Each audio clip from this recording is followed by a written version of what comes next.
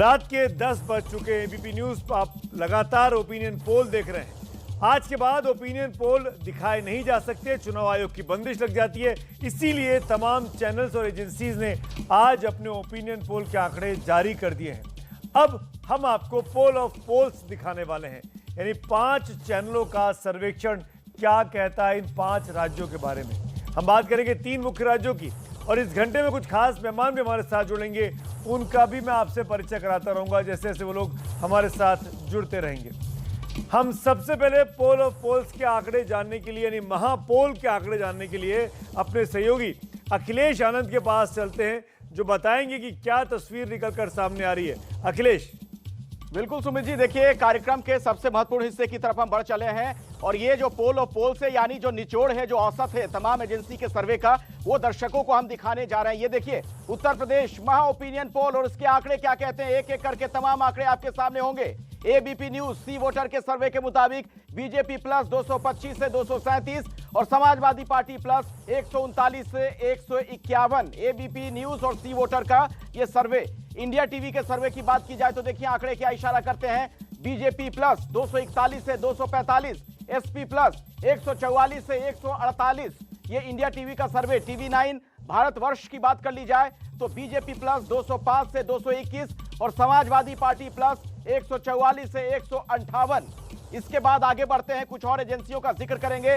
DV live के सर्वे की बात की जाए तो बीजेपी प्लस आप देख रहे हैं 149 से 156 और एसपी प्लस 210 से 218। इसके अलावा जी न्यूज और डिजाइन बॉक्स की बात की जाए तो बीजेपी प्लस 241 से 263 और समाजवादी पार्टी प्लस ये देखिए 130 से 151। और पोल ऑफ पोल्स, जी हां, वो आंकड़ा जिसका हर किसी को इंतजार था, ये जो औसत निकल कर आता है, बीजेपी प्लस के खाते में 212 से 224 सीटें जा रही हैं, समाजवादी पार्टी प्लस के खाते में 153 से 167 सीटें, बीएसपी के खाते में 12 से 19 सीटें और कांग्रेस 3 से 8, जबकि आदर्श यानी अन्य की बात की जाए तो 2 से 5 सीटें उनके खाते में भी जा रही हैं। तो कुल मिलाकर बड़ी तस्वीर यही कि यहां पर बीजेपी की सरकार तो बनती हुई नजर आ रही है इस सर्वे के मुताबिक, इस औसत के मुताबिक, लेकिन सीटें कम आ रही हैं सुमित जी, ये एक महत्वपूर्ण बात है इसमें। बिल्कुल, और पोल ऑफ पोल्स में भी भारतीय जनता पार्टी की बीजेपी सबसे बड़ी पार्टी है, सरकार बना रही है आसानी से। और एकमात्र एक पोल था जो कि डीबी लाइव का था, जहां पर समाजवादी पार्टी लीड में दिखाई दे रही थी। कुछ खास मेहमान इस चर्चा में जुड़ गए हैं, ये सब के सब देश के बड़े पोलस्टर्स हैं, सर्वे करने के लिए वैज्ञानिक आप कह सकते हैं।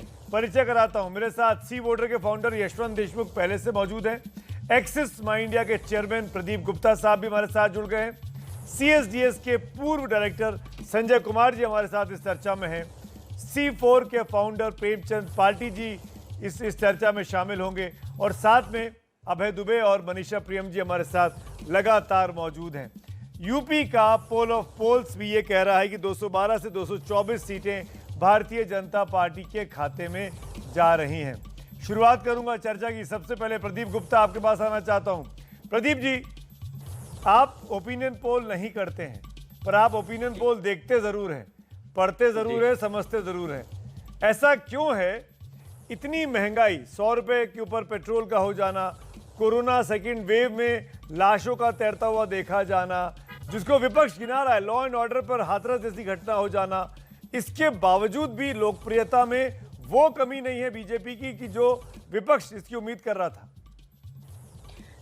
देखिए सुमित जी, जैसे आपने बताया तमाम मुद्दे हैं, बट बड़ी बात यह है कि जैसे हम कहते हैं कि ठंड का सीजन है तो ठंडी होगी, यदि चुनाव का सीजन है तो मुद्दे भी होंगे, दावे भी होंगे और इरादे भी होंगे जनता के, जो जानने की जरूरत है। बड़ी बात उसमें यह है कि ठंड है तो क्या तापमान इतना गिर चुका है कि फ्रीजिंग की स्थिति आ गई है।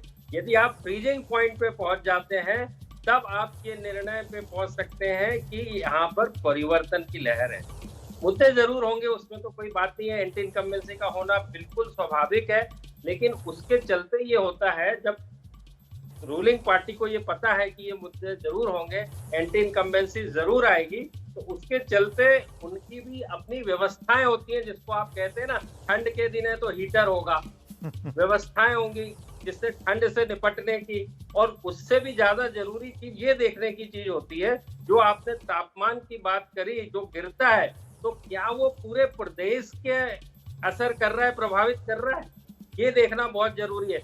जब यदि वो पूरे प्रदेश को प्रभावित करे और तापमान इतना गिर जाए कि फ्रीजिंग की स्थिति आ जाए, तो हम ये कह सकते हैं कि परिवर्तन जैसी स्थिति। तो जो आपने ओपिनियन पोल और पोला पोल बताया, उसमें ज्यादा करके 75% यानी 4 में से 3 लोग जो है एक दिशा की तरह इशारा कर रहे हैं। तो मुझे लगता है कि मुद्दे जरूर होंगे, जब तक चुनाव होंगे, महंगाई होगी, बेरोजगारी होगी, सब मुद्दे होंगे, लेकिन क्या वो मुद्दे जो इनकम्बेंट गवर्नमेंट का जो परफॉर्मेंस है उससे इतने ज्यादा बढ़ चुके हैं, या उनका असर इतना ज्यादा है कि जिसके चलते परिवर्तन की स्थिति आ जाए? संजय कुमार जी, मैं आपको लेके आना चाहता हूं चर्चा में। संजय जी बताइए, क्या पोलस्टर होने के नाते, सर्वेयर होने के नाते, सर्वे करने के नाते ये बात समझ में आ जाती है बड़े राज्यों में, बड़े यूपी जैसा राज्य हो गया, कि सब कुछ बदलने वाला है, या इसको पढ़ना बहुत मुश्किल होता है किसी पोस्टर के लिए कि सब कुछ बदलने वाला है, सत्ता बिल्कुल परिवर्तन हो जाएगा? सुमित जी, राज्य बड़ा या छोटा होना इंपॉर्टेंट नहीं है। इंपॉर्टेंट होता है कि सत्ता परिवर्तन हो रहा है या नहीं हो रहा है, इसको पढ़ पाना बाइपोलर कंटेस्ट के नेचर पर डिपेंड करता है। आप देखिए, गोवा पढ़ना बहुत मुश्किल है, छोटा राज्य है। मणिपुर पढ़ना ज्यादा मुश्किल है बजाय यूपी में। कम से कम ये पोल्स ही आपके बता रहे हैं, क्योंकि वहां बाइपोलर कंटेस्ट है, तमाम पार्टियां चुनाव लड़ रही हैं। 2 कारण होते हैं, एक तो मल्टी पार्टी कंटेस्ट है, और छोटे राज्य हैं, विधानसभा क्षेत्रों की का आकार छोटा होता है, मतदाताओं की संख्या छोटी होती है, तो कम जीत हार का फासला बहुत कम होता है। अगर हम इन पोल्स को देख लें तो मुझे लगता है यूपी को पढ़ना बहुत आसान दिख रहा है, कंपेयर टू मणिपुर की तुलना करें या आप गोवा से तुलना करें, तो पढ़ना आसान तब हो जाता है जब बाइपोलर कंटेस्ट है। मैं उदाहरण दे रहा हूं, मान लीजिए एक ही पार्टी चुनाव लड़े, तब तो कोई पोस्टर मतलब गड़बड़ नहीं होगा, सब पोस्टर्स के नतीजे सही आएंगे। 2 पार्टियां होती 50% आपका एक तरह से स्ट्राइक रेट हो जाता है, मतलब 50% आप गलत भी हो सकते हैं। जितनी ज्यादा पार्टियां, उतना मुश्किल होता है पोस्टर के लिए पोल्स पढ़ पाना। बिल्कुल, और ये क्योंकि बाइपोलर कॉन्टेस्ट यूपी में दिखाई दे रहा है हर सर्वे में। यशवंत, ये आपको समझाना बहुत ज़रूरी है। अब जितनी भी एजेंसीज के सर्वे देखे हमने, अभी 5 मैंने दिखाया चैनल्स के, 5 में से 4 बीजेपी के लिए फ़ायदेमंद दिखाई दे रहे हैं, और सबकी लगभग सीटें वही 225 से 40-50 के बीच में हैं। इस परिस्थिति में एक एजेंसी का ये कहना, डीबी लाइव का, जो बिल्कुल उल्टा है, जो 210 से 218 सीटें समाजवादी की दिखा रहे हैं, बीजेपी की सत्ता जाती हुई दिखा रही है। ये इतना बड़ा अंतर कैसे समझाएंगे दर्शक को आप? नहीं, मैं नहीं जानता हूं कि एक्चुअली मुझे बहुत ज्यादा उनके बारे में जानकारी नहीं है, तो वैसे भी नहीं कह सकता। और दरअसल दूसरे के किसी भी काम पे टिप्पणी हर कोई अपने अपने हिसाब से पोल करता है। नहीं, काम पे टिप्पणी मत करिए, ये अंतर क्यों है? ये होना नहीं चाहिए। हाँ। ये बड़ा अजीब है। इतना बड़ा अंतर आने के लिए बहुत जरूरी है कि समाजवादी पार्टी को बीजेपी के ऊपर कम से कम 3-4% वोट की लीड मिले।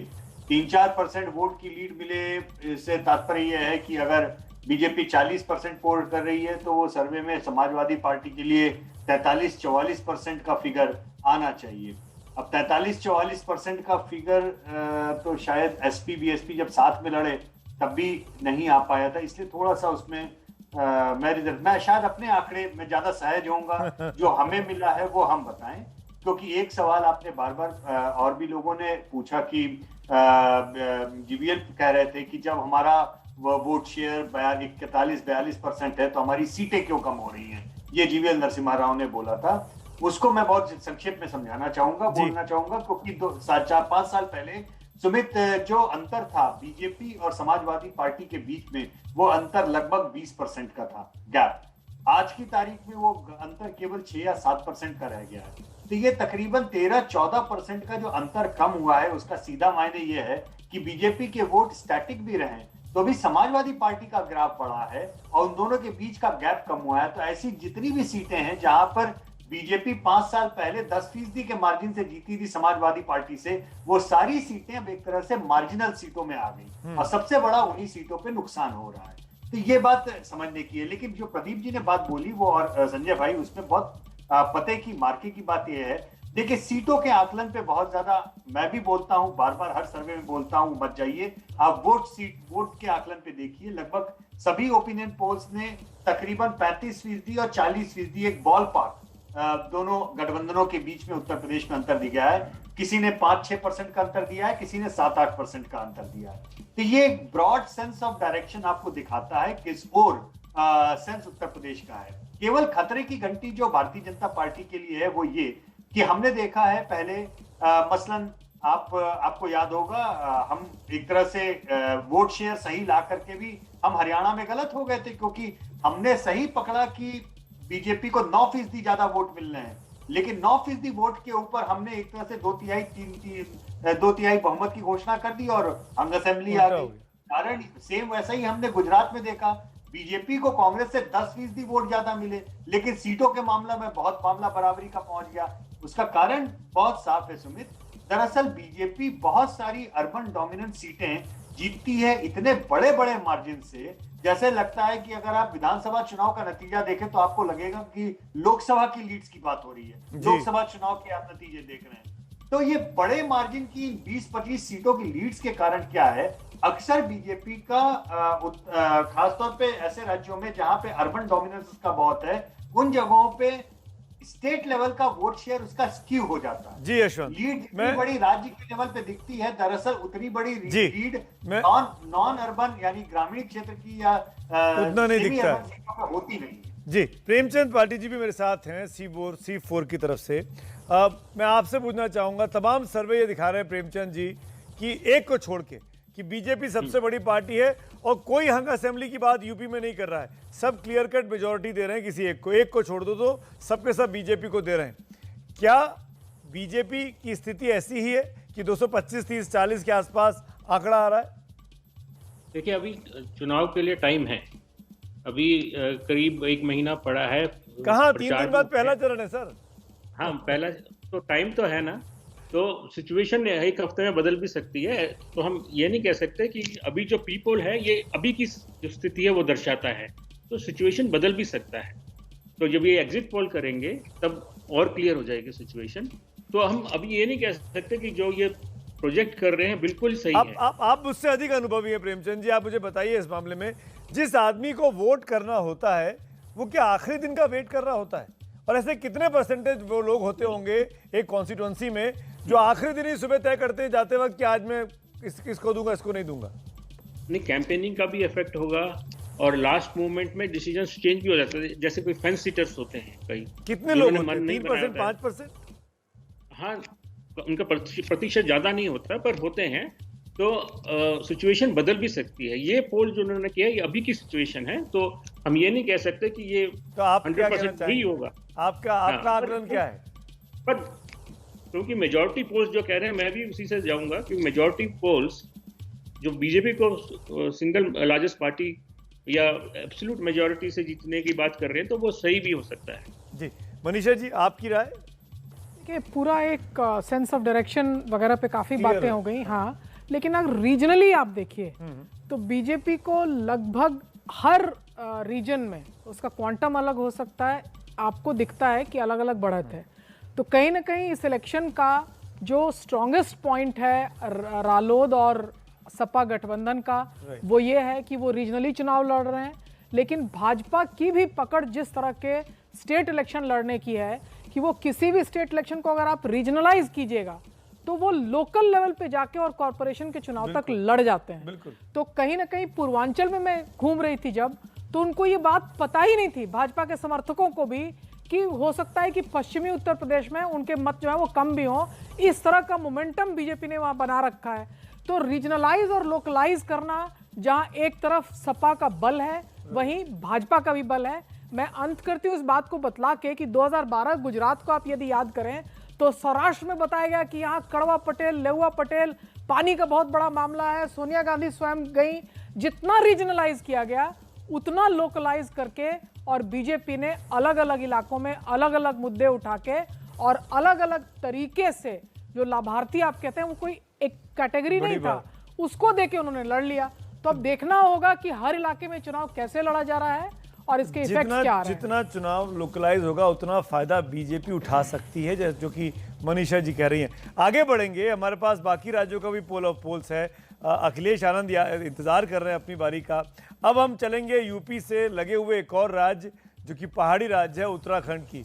उत्तराखंड का पोल ऑफ पोल्स क्या कह रहा है भाई? हमारी तरफ से तो ये दिखाई दे रहा था जब सी वोटर का हमने दिखाया अखिलेश, कि बिल्कुल वेफर थिन मेजॉरिटी थी और फायदे में थी बीजेपी। क्या बाकी पोल भी यही कह रहे हैं? यहां जो औसत आएगा वो थोड़ा चौंकाएगा आपको सुमित जी। मैं दर्शकों को दिखाना चाहूंगा, ये देखिए एक एक करके पहले दिखा देते हैं तमाम जो एजेंसी हैं उनका क्या कहना है, उनके जो सर्वे हैं वो किस तरफ इशारा करते हैं। बारी बारी से आपके सामने वो तमाम आंकड़े आते जाएंगे। उत्तराखंड को लेकर क्या आकलन है, ये देखिए।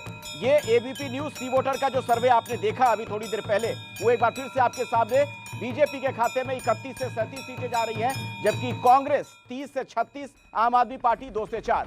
TV9 भारतवर्ष के सर्वे की बात कर लें तो बीजेपी 28 से 31, कांग्रेस 33 से 36। इसके बाद आगे बढ़ते हैं, कुछ और एजेंसीज ने जो सर्वे किए हैं वो आपके सामने। डीवी लाइव की बात की जाए तो बीजेपी 22 से 24, कांग्रेस 44 से 46, यानी आप देख रहे हैं यहां पर कांग्रेस की सरकार बनती नजर आ रही है इस सर्वे के मुताबिक।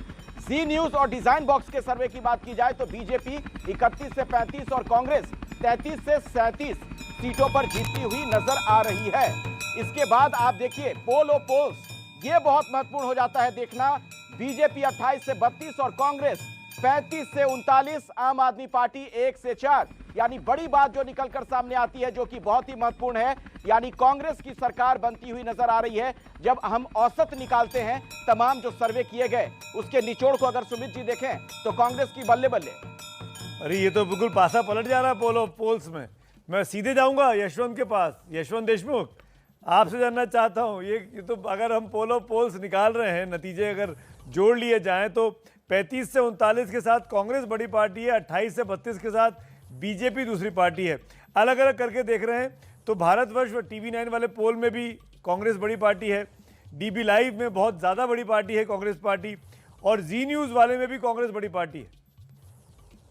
जी बिल्कुल, ये उस ओर इशारा कर रही है जिस ओर एक ट्रेंड दिख रहा है कि एंटी इनकम्बेंसी का सेंटीमेंट अब ग्रेविटेट हो रहा है कांग्रेस की ओर।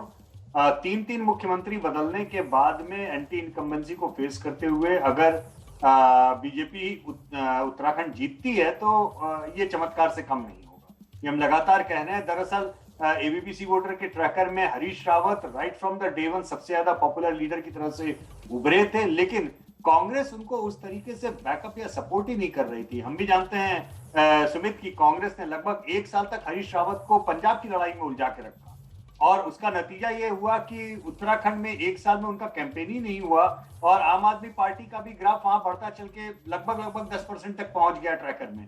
और वो वोट कौन थे? वो वोट ज्यादातर बीजेपी से नाराज एंटी इनकम्बेंट वोट थे, जो कांग्रेस की गैर मौजूदगी में आम आदमी पार्टी के खाते में जाने लगे थे। अगर यहां से कांग्रेस का ग्राफ वापस बढ़ता है हरीश रावत के लिए, तो कांग्रेस निस्संदेह वहां पर सरकार बना सकती है। और अगर उत्तराखंड कांग्रेस नहीं जीतती तो उसके लिए किसी को सुमित दोष नहीं दे सकती, वो केवल अपने सिर फुटवर पे। और ये बात हम याद रखें कि आज की तारीख भी में हरीश रावत को ऑफिशियली सीएम कैंडिडेट घोषित नहीं किया गया है, जबकि वो जाहिर तौर पे सबसे लोकप्रिय वहां पर नेता साबित हुए। इस सब के बावजूद भी यशवंत के पोल में, सी वोटर एबीपी न्यूज के पोल में बीजेपी बड़ी पार्टी 31 से 37 सीटों के साथ। अब अभय दुबे, मैं आपकी राय लेना चाहूंगा इस मौके पर। क्या आपको लगता है कि उत्तराखंड में 3 मुख्यमंत्री बदलने का फॉर्मूला या गेम प्लान जो बीजेपी का था वो फायदेमंद साबित हो सकता है आखिर में आते आते? फायदेमंद, देखिए मैं तो इस बहस की शुरुआत में ही मैंने कहा था कि भाजपा आला कमान ने उत्तराखंड में वो गलतियां की हैं जो कांग्रेस आला कमान ने पंजाब में की हैं। उन्होंने वहां पर अपनी पार्टी का खेल बिगाड़ा, इन लोगों ने यहां पर अपनी पार्टी का खेल बिगाड़ा। और उत्तराखंड में अगर भारतीय जनता पार्टी चुनाव जीत जाती है तो यशवंत जी की तरह मुझे भी काफ़ी आश्चर्य होगा। वहाँ पे हरीश रावत सबसे लोकप्रिय नेता हैं और कांग्रेस मेरे ख्याल से तो बाकायदा आगे बढ़ रही है, और मुझे कोई ताज्जुब नहीं होगा अगर कांग्रेस वहाँ सरकार बना ले। प्रदीप गुप्ता जी, आपकी ग्राउंड रिपोर्ट क्या कह रही है? उत्तराखंड में क्या हो रहा है प्रदीप जी? देखिए, मैंने जैसे बताया हम ओपिनियन पोल तो करते नहीं, लेकिन मैं इतना जरूर कह सकता हूँ कि जो भी एजेंसी ने किया है काम वो जरूर अच्छा किया होगा। लेकिन चूंकि जो भिन्नता आ रही है 2-3 एजेंसी पोल के उन पे अनुमानों में, जी। उसका बड़ा कारण मुझे लगता है उत्तराखंड का मतलब है एक तो छोटा प्रदेश, उसके बाद जमीनी और पहाड़ी इलाकों की जरूरतें, उनकी जो समस्याएं होती हैं वो एकदम एक दूसरे से अलग होती है। तो जिस भी पोल ने यदि जमीन और पहाड़ दोनों की इलाकों की, दोनों रीजन्स की सीटों को, कुमायूं हो या गढ़वाल हो, बट दोनों में हिल्स और प्लेन है, तो उसको यदि अच्छे से आकलन किया है तो नतीजे उस एजेंसी के सही आने की उम्मीद। जी संजय कुमार, अब क्या हरीश रावत जो कि पॉपुलैरिटी लेवल पर ज्यादा आगे दिखाई देते हैं पुष्कर सिंह धामी से, क्या ऐसा हो सकता है कि पार्टी बड़ी तो बीजेपी पर नेता बड़ा कांग्रेस का पॉपुलैरिटी लेवल पे? अब सवाल है कि बड़ा पार्टी और बड़ा नेता है, इसके मापदंड क्या हैं? अगर इसका पैमाना ये सर्वे है तो वो तो बहुत साफ है कि हरीश रावत सबसे बड़े नेता हैं वहां पर। जिन पोल्स, सारे पोल्स ये बता रहे हैं कि पॉपुलैरिटी रेटिंग में हरीश रावत बहुत आगे हैं किसी भी दूसरे नेता से। लेकिन जहां तक पार्टी का सवाल है, आप देखें सारे पोल्स बता रहे हैं सिर्फ एक पोल को छोड़कर, और वही पोल है जो मुझे लगता है ये जो आप पोल्स ऑफ पोल्स कर रहे हैं वो एक तरफा जा रहा है पोल, इस वजह से वो कांग्रेस को लीड दिखाई पड़ रही है। लेकिन सारे पोल्स को देखें तो उत्तराखंड में साफ दिख रहा है कि कांटे का मुकाबला है बीजेपी और कांग्रेस के बीच में, और ये कांटे का मुकाबला होने की वजह बहुत साफ है। आम आदमी पार्टी का उत्तराखंड में दस्तक देना। आम आदमी पार्टी बहुत सीटें तो जीतती हुई दिख नहीं रही है, लेकिन ये जरूर है कि कांग्रेस को वो बहुत डैमेज कर रही है। अगर आम आदमी पार्टी चुनाव नहीं लड़ रही होती तो शायद उत्तराखंड का चुनाव बिल्कुल एक तरफा होता और कांग्रेस निश्चित ये चुनाव जीत गई होती। और अगर आम आदमी पार्टी जैसे कि पोल ऑफ पोल्स कह रहा है कि 4 के आसपास सीटें जीत सकती है, तो कोई बड़ी बात नहीं, सत्ता की चाबी आम आदमी पार्टी के पास आ जाए और फिर वो तय करे पुष्कर सिंह धामी या हरीश रावत किसकी किस्मत को वो जगाना चाहेंगे।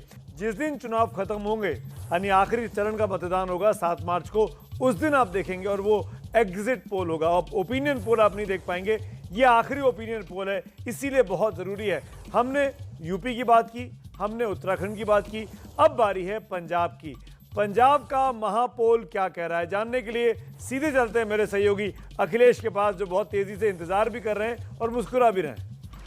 बिल्कुल सुमित जी, जैसा कि आप कह भी रहे थे ब्रेक से पहले कि पंजाब का जो चुनाव है आपके मुताबिक बहुत दिलचस्प होने जा रहा है, और ये आंकड़े भी उसी तरफ इशारा करते हैं। एक एक करके हम दिखाते हैं तमाम दर्शकों को जो अलग अलग एजेंसीज के सर्वे हैं वो क्या इशारा करते हैं, उसके बाद हम उसका औसत भी निकालेंगे। ये देखिए पंजाब का महा ओपिनियन पोल, एबीपी न्यूज सी वोटर के मुताबिक आपके सामने जो आंकड़े हैं, कांग्रेस के खाते में 24 से 30, आम आदमी पार्टी 55 से 60, शिरोमणि अकाली दल 20 से 26, बीजेपी 3 से 11। तो ये तो सी वोटर का सर्वे है आपके सामने। उसके बाद मैं आगे बढ़ूंगा और आपको दिखाते हैं कुछ और जो एजेंसी के सर्वे हैं। उसी कड़ी में आगे है टीवी9 भारतवर्ष, कांग्रेस 31 से 35, आम आदमी पार्टी 48 से 52, शिरोमणि अकाली दल 19 से 22 और बीजेपी प्लस 6 से 11। तो ये तो टीवी9 भारतवर्ष की बात हुई। इसके बाद आपके सामने डीवी लाइव जो है उसका आंकड़ा है 63 से 65, कांग्रेस, आम आदमी पार्टी 30 से 32, शिरोमणि अकाली दल 17 से 19, बीजेपी प्लस 1 से 3 और अदर्स के खाते में भी 1 से 3। ये डीवी लाइव की बात हमने की। और जी न्यूज का जो सर्वे है वो क्या इशारा करता है वो देखिए, कांग्रेस के खाते में 38 से 41 सीटें जा रही हैं, आम आदमी पार्टी 39 से 42, शिरोमणि अकाली दल प्लस 25 से 28 और बीजेपी प्लस 3 से 6।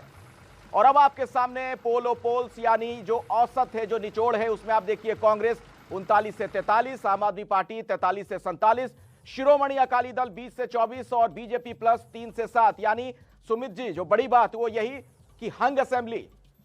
बिल्कुल। और हालांकि सी वोटर हमारा जो सर्वे है, यशवंत हमारे साथ मौजूद हैं, उसमें आम आदमी पार्टी बिल्कुल मेजॉरिटी पाती हुई दिखाई दे रही है, ऐसा लग रहा था। लेकिन अब जो ये आपने पोल ऑफ पोल्स दिखाया है, इसमें फिर वही त्रिशंकु विधानसभा की स्थिति है। यशवंत के पास चलूंगा सीधे। यशवंत, अब ऐसी भी कोई आसार है क्या पंजाब में त्रिशंकु विधानसभा हो जाए, क्योंकि पहली बार मल्टी कॉर्नर कॉन्टेस्ट हो रहा है बायपोलर होने की बजाय?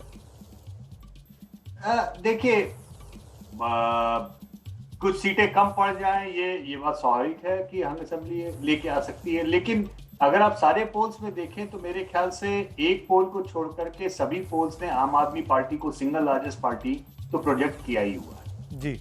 और एक ही पोल एक्चुअली सभी जगहों पे आउटलायर की तरह चल रहा है, इसलिए मैं उसको थोड़ा सा अलग रख के बाकी सारे पोल्स पे चर्चा ज्यादा करूंगा।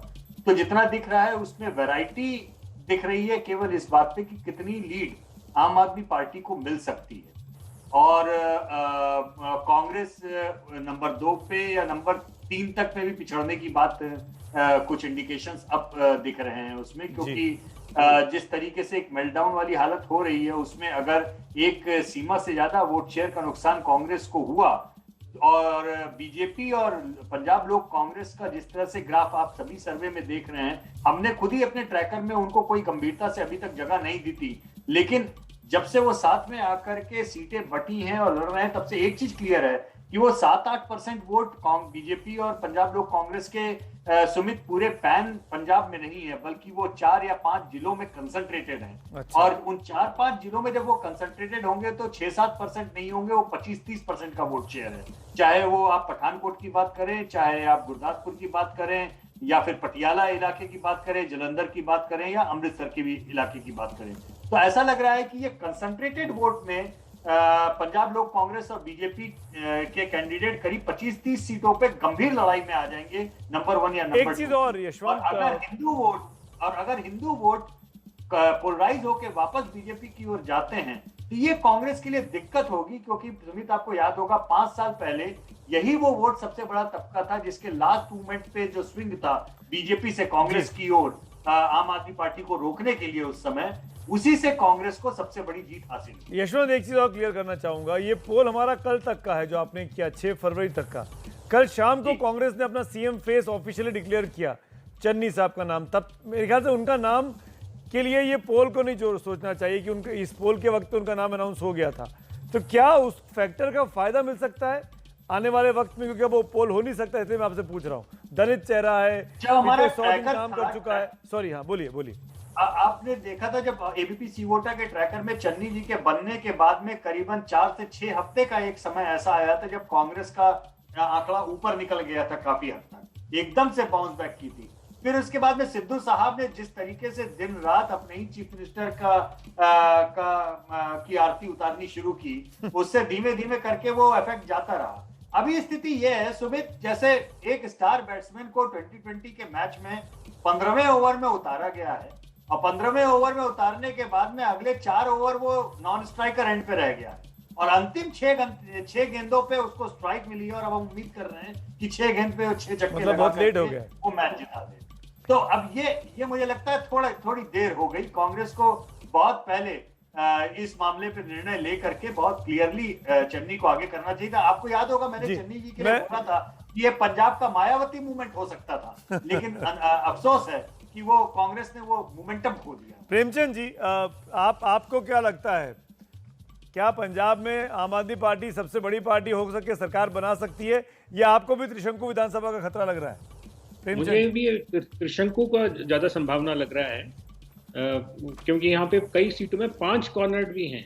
जो किसानों की पार्टी है वो भी बड़ी एक्टिव है, तो आश्चर्य नहीं होगा कि कंप्लीटली हंग असेंबली हो पंजाब। और हंग असेंबली का मतलब है बीजेपी को फायदा? कह नहीं सकते। दिल्ली से सरकार चलेगी? हाँ, हो सकता है। अब अभय दुबे जी कुछ बोलना चाह रहे हैं, हाथ उठाओ। अभय दुबे जी, देखिए, जब ये सर्वेक्षण शुरू नहीं हुआ था उससे पहले सी वोटर का एक और सर्वे दिखाया जा रहा था जो पंजाब के बारे में, उस पर हम लोगों ने चर्चा की थी। उसमें ये था कि क्या कांग्रेस के अंदर जो कलह है, जनता उसके बारे में क्या सोचती है। तो जितने भी लोगों से एबीपी संवाददाता ने बातचीत की, लगभग सभी कह रहे थे कि कांग्रेस में कलह है और ये चन्नी को मुख्यमंत्री पद का उम्मीदवार बनाए जाने के बावजूद जारी रहेगी। तो आमतौर पर अगर उस बातचीत को हम लोग एक पैमाना माने तो मुझे लगता है कि जो वोटर है वो कांग्रेस को एक बटी हुई पार्टी के तौर पे देख रहा है। वो देख रहा है कि सिद्धू को चन्नी में मंच पे भले ही उन्होंने हाथ उठा दिया हो, लेकिन दोस्ती नहीं होगी। मेरे ख्याल से ये बातें जो हैं वो कांग्रेस की संभावनाओं पर काफी विपरीत असर डालेंगी। और हम सब भी जानते हैं कि नवजोत सिद्धू जो कि सबसे बड़ी मुसीबत हो सकते थे चन्नी के लिए, उनका खुद की सीट का चुनाव बहुत दिलचस्प हो गया है जब मजीठिया वर्सेस सिद्धू की लड़ाई हो गई है।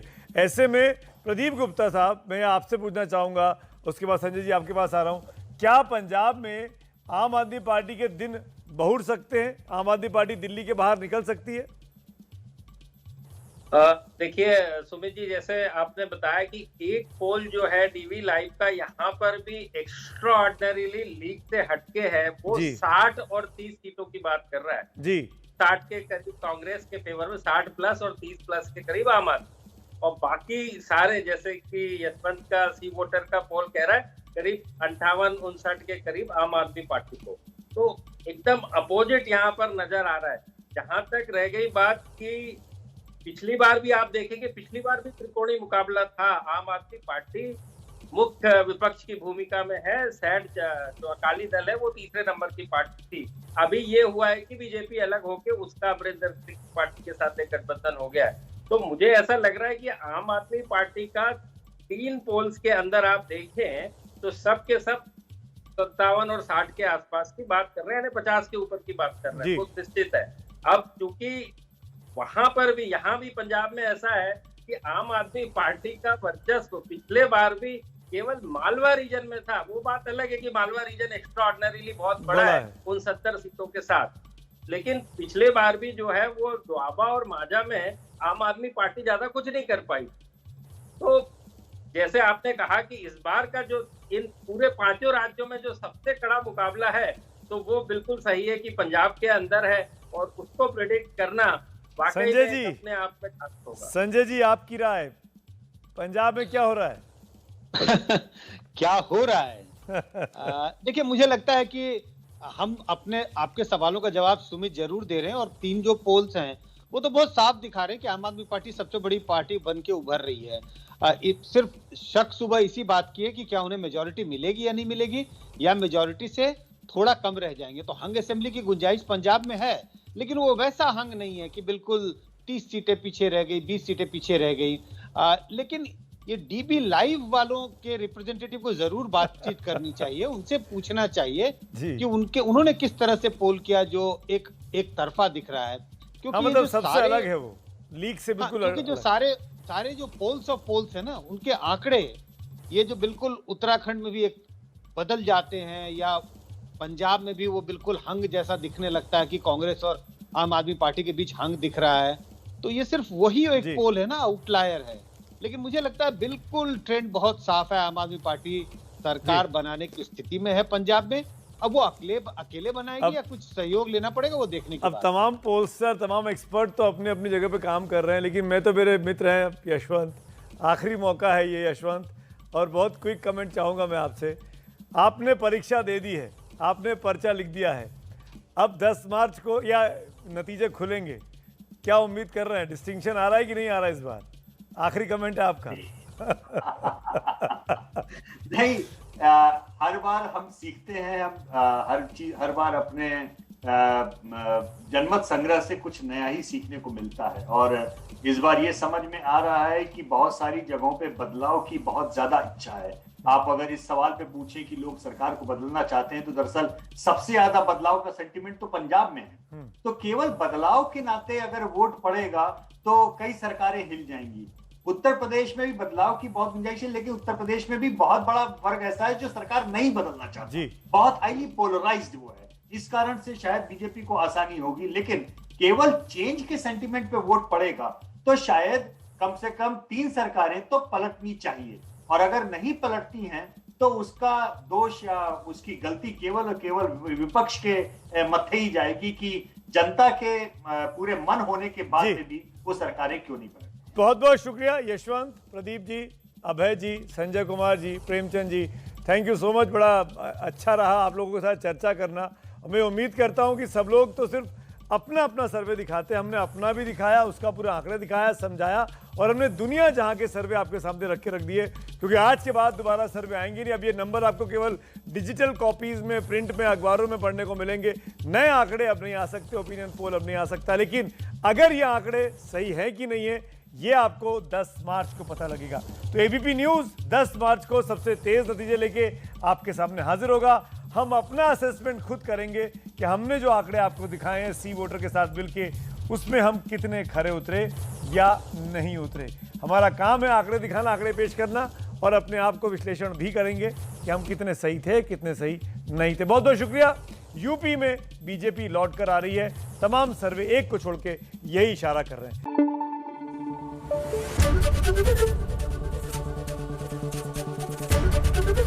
एबीपी न्यूज आपको रखे आगे।